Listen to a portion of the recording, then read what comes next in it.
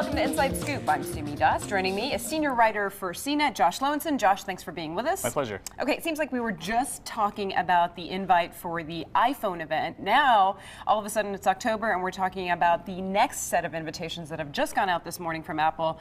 Describe what you got in your inbox this morning. Yeah, I mean, it's pretty much the same exact thing that happened last time. We had the iPhone in September, and now we have what's probably going to be the iPads in October. It's becoming a bit predictable, isn't it? Yeah, but it makes a lot of sense. I mean, this is right before the holidays. Right. They get to push out new products, and all the little kiddies get their tablet under the tree or Hanukkah bush or what have you, hopefully in time, you know?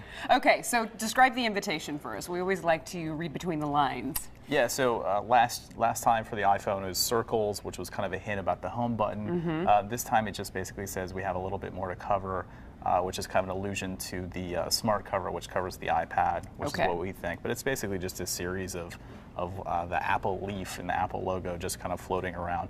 It's not exactly foretelling of the future. Okay, and give us the details, when and where. Next Tuesday, October 22nd, at the Yerba Buena Center for the Arts in San Francisco, which is just right down the street from where CNET is. Right. That's where they introduced the first iPad. That's where they did the iPad 2. It's kind of their go-to place to do tablets. So it's actually a really nice venue. It holds a lot of people. Right. It's downtown. That's key. A lot of people, right? Exactly. We have a lot to cover line in the invitation. So covers. This is maybe not the grand innovation that some people were hoping for, is it? No, and so the key thing to think about here, there's been a series of leaks for this new iPad.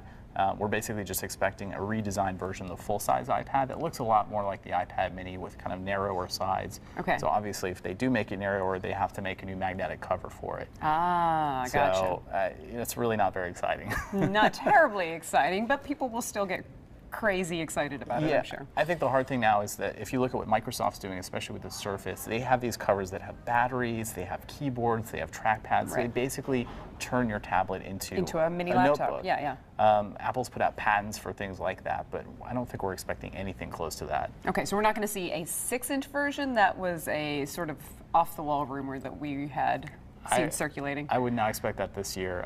You know, there's already been a bunch of leaks, and I think the big kind of mystery and unknown is whether we get a Retina display iPad mini, so something with 4 times the amount of pixels as last year's model. All right. Well, that's something to look forward to, I suppose. And you will be at the event, of course? Yeah, we'll be there in force. And you'll be live blogging? Live blogging. We're not sure if Apple's streaming it or not. That's usually not something we know till the day of. But yeah, we'll have pictures, live updates, all that stuff. So definitely tune in. Streaming or not, you can always come to CNET to find out what's happening. Josh, thanks so much. My pleasure. For Inside Scoop, I'm Sumi Das. Thanks for watching.